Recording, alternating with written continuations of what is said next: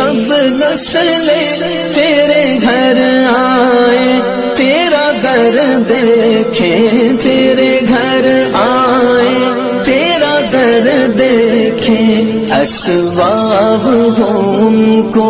ایسے وہم، اللہ کرم۔ 313 ہو کے جبل کی قوتوں کے خلاف کھڑے ہو گئے۔ جب عمیر نے جا کے رپورٹ دی نا ابو جہل کو کہ وہ تو 3 اونٹ کھا سکیں گے، اور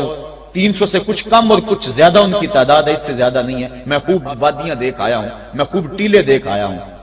تو ابو جہل نے سنادید قریش کو بلا کر کہا عمیر کی رپورٹ سنو، کتنی حوصلہ افزا ہے، صبح لڑائی کی نوبت نہیں آئے گی، صبح تو رسیاں کٹھی کرو اور جکڑ جکڑ کے مسلمانوں کو اونٹوں کی پشتوں پہ باندھ لیں گے، اور پھر سینے حرم میں جا کے کعبۃ اللہ کی دیواروں کے ساتھ باندھ دیں گے، لوگوں کو تماشا دکھایا کریں گے کہ یہ نیا دین لے کر آئے تھے اور یہ ان کا کیا حال ہے۔ جب اس نے رعونت بھرے اپنی زبان سے یہ جملے نکالے تو عمیر جو سارا منظر اپنی آنکھوں سے دیکھ کر آیا تھا، ابن حشام میں لفظ موجود ہیں، اس نے کہا وَلَٰكِنْ رَأَيْتُ یا معشر قریش البلایا تحمل المنایا، اے قریش کے سرداروں اتنے بھی تکبر میں نہ آؤ، میں اپنی ان آنکھوں سے دیکھ کر آیا ہوں کہ یثرب کی اونٹنیاں اپنی پشتوں پہ نری موتیں اٹھا کے لے آئی، ان کے بدن پہ چیتھڑے ہیں، ان کے پیٹ کمر سے لگے ہوئے ہیں، لیکن وہ زخمی سانپوں کی طرح پیچ و تاب کھا رہے ہیں، کل ان میں سے کوئی نہیں مرے گا جب تک تم میں سے ایک ایک کو لڑ نہیں جاتا، تم تو یہ کہتے ہو رسیاں کٹھی کرو، میرا مشورہ مانتے ہو تو رات کے اندھیرے میں بھاگ سکتے ہو تو بھاگ جاؤ، اس قوم سے لڑنا تمہارے بس کا روگ نہیں ہے جو مرنے کے لیے آئی ہے۔ اتنی بڑی قوت کو دیکھ کر ان کے سینے میں خوف پیدا نہیں ہوا، بلکہ آپ جانتے ہیں بدر کی تاریخ گواہ ہے کہ 2 گھوڑے تھے، ایک روایت میں صرف ایک گھوڑا تھا، 6 زرہیں تھی، 8 تلواریں تھیں، 70 اونٹ تھے، اور جن کے پاس تلواریں نہیں تھیں انہوں نے کھجوروں کے ڈنڈے توڑ لیے اور ہواؤں میں لہرانے شروع کر دیے۔ جب یہ ملکوتی قافلہ مدینے سے باہر نکل رہا تھا، دکانوں پہ یہودی عیسائی بیٹھے تھے، انہوں نے کہا مسلمانوں کس بل بوتے پہ جا رہے ہو، کس برتے پہ جا رہے ہو، کون سا آسرا ہے تمہارا، آلات حرب و ضرب تو تمہارے پاس موجود نہیں، اتنی بڑی قوت سے ٹکرانے جا رہے ہو جو کیل کانٹے سے اور اسلحے سے آلات حرب و ضرب سے لیس ہو کے آئی ہے، تم مقابلہ کیسے کر پاؤ گے، کس بل بوتے پہ جا رہے ہو۔ حضور کملی اوڑے ساتھ ساتھ چل رہے تھے، صحابہ نے اشارہ کر کے کہا نہ تیغ و تیر پر تکیا، نہ خنجر پر نہ بالے پر، بھروسہ ہے تو اس سادی سی کالی کملی والے پر۔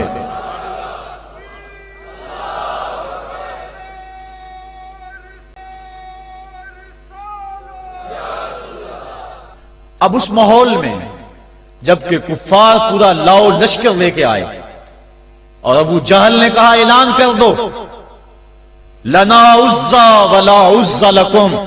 یہ ان کے بت کا نام ہے، ہمارے پاس عزا ہے تمہارے پاس عزا نہیں، ہمارے پاس لات ہے تمہارے پاس لات نہیں، ہمارے پاس منات ہے تمہارے پاس منات نہیں، ہمارے 360 خدا اور تمہارا ایک خدا، مقابلہ ہی کوئی نہیں۔ اس نے کہا کھڑے ہو کے اونچی جگہ پہ کہا اپنے نقیب کو اعلان کرو لنا عزا ولا عزا لکم۔ حضور کے کانوں میں آواز پڑی، فرمایا علی تم بھی اونچے ٹیلے پہ کھڑے ہو جاؤ اور تم ان کو جواب میں کہو اللہ مولانا ولا مولا لکم، اللہ ہمارا مولا ہے تمہارا مولا کوئی نہیں ہے۔ اور پھر حضور نے سجدے میں سر رکھ دیا۔ سجدہ اتنی بڑی قوت ہے، ہزاروں ایٹم بمبوں کے اندر وہ قوت نہیں ہے جو سجدے کے اندر طاقت رکھ دی۔ آج دنیا سے ہم ڈر رہے ہیں اس لیے کہ ہمارے سجدے چھن گئے ہیں، ہمارے سجدوں کی آبرو چھن گئی ہے، ہمارے سجدوں میں وہ حرارت اور گرمی نہیں رہی، وہ رقت اور وہ نرمی نہیں رہی۔ بدر کا میدان ہے، 1000 کا لشکر جرار مقابلے میں ہے اور وہ پورے لاؤ لشکر کے ساتھ ناز و تفاخر کے اندر مسلمانوں کو ملیا میٹ کر دینے کے جذبوں سے دانت پیس رہے ہیں کہ آج مسلمانوں کو کچا چبا دیں گے۔ مسلمانوں کے ساتھ پاس صرف 8 تلواریں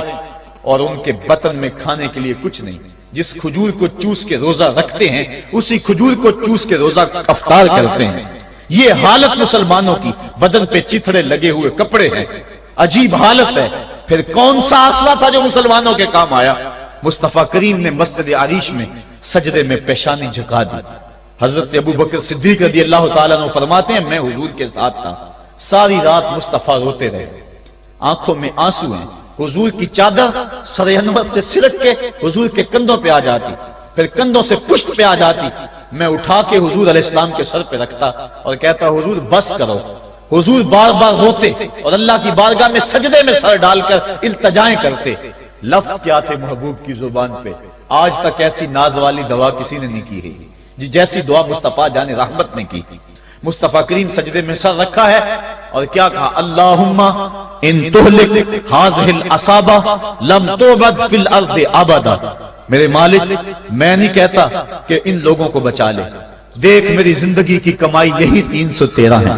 جو میں تیری چوکھٹ پہ لے کے حاضر ہو گیا ہوں۔ میری زندگی کا کل اثاثہ، میری زندگی کا کل سرمایہ کوہ ابو قبیس پہ کیے گئے درسوں کا نتیجہ،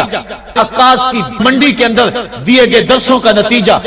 اور ذی المجال کے میلے میں تیرے دین کی تبلیغ کا نتیجہ، طائف کے بازاروں میں پتھر کھا کھا کے جو تبلیغ کی اس کا نتیجہ، رستے میں گڑے، رستے میں بچتے ہوئے کانٹے، اور مکے کے بازاروں میں میرے بدن کے اوپر پڑتی ہوئی اوجریاں، میں نے پھر بھی تیرا کلمہ بلند کیا۔ میرے مالک میری پوری زندگی کا گداز، میری پوری زندگی کا سرمایہ، میری زندگی کے آنسو، میری زندگی کا رونا سینے حرم کے اندر کعبۃ اللہ کی چھاؤں کے میں سجدے کر کر کے، کوئی کبھی میں نے عمر مانگا، کبھی میں نے حمزہ مانگا، تیرے دین کے لیے میں نے جو ایک ایک کر کے تنکا جوڑا اور یہ ایک چھوٹا سا گھونسلہ بنایا۔ یہ گھونسلہ اب بجلیوں کی زد میں ہے، کفار کی بجلیاں اس گھونسلے کو جلا دینا چاہتی ہیں۔ میرے مالک میں یہ نہیں کہتا کہ میرا یہ گھونسلہ اور میری یہ مٹھی بھر جماعت اور یہ چند میرے لوگ اور یہ میرا سرمایہ اور اثاثہ، میری پوری زندگی کی کمائی، میری جوانی کا سرمایہ جو میں نے تیرے سامنے لا کے رکھ دیا ہے، میں یہ نہیں کہتا ان کو بچا لے،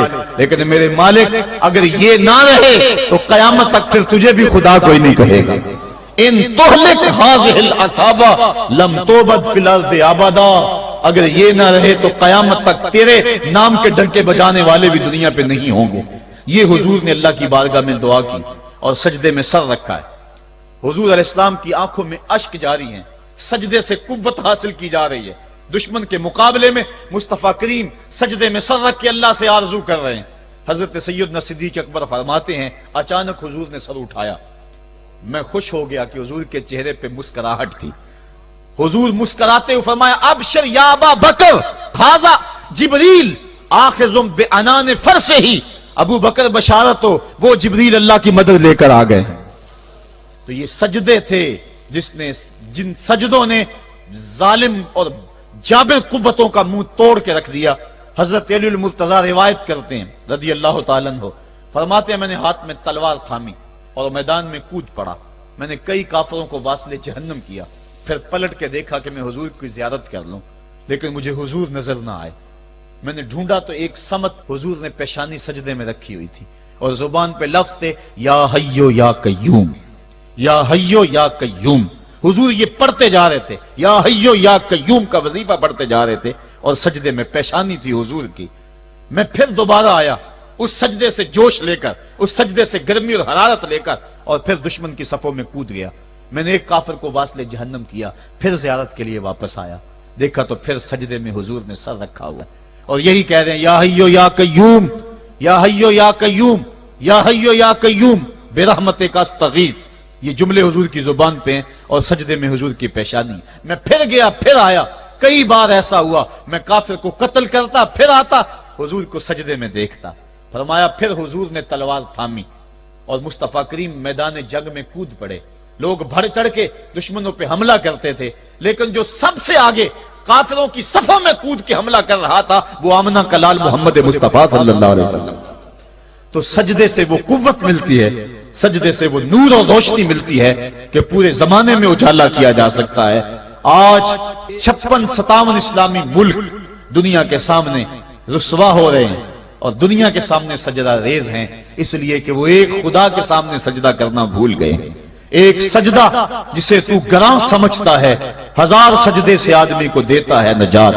آؤ اس کے حضور جھکو، اس کے حضور جھکنے والا کسی کے آگے نہیں جھکتا۔ سجدہ اس کو قوت دیتا ہے، تو راز کن فکاں ہے اپنی آنکھوں پر عیاں ہو جا، خودی کا راز نہ ہو جا، خدا کا ترجمہ ہو جا، خودی میں ڈوب جا غافل، یہ سر زندگانی ہے۔ نکل کر حلقہ شام و سحر سے جا ودا ہو جا، گزر جا بن کے سیل تندرو کوہ بیاباں سے، گلستان راہ میں آئے تو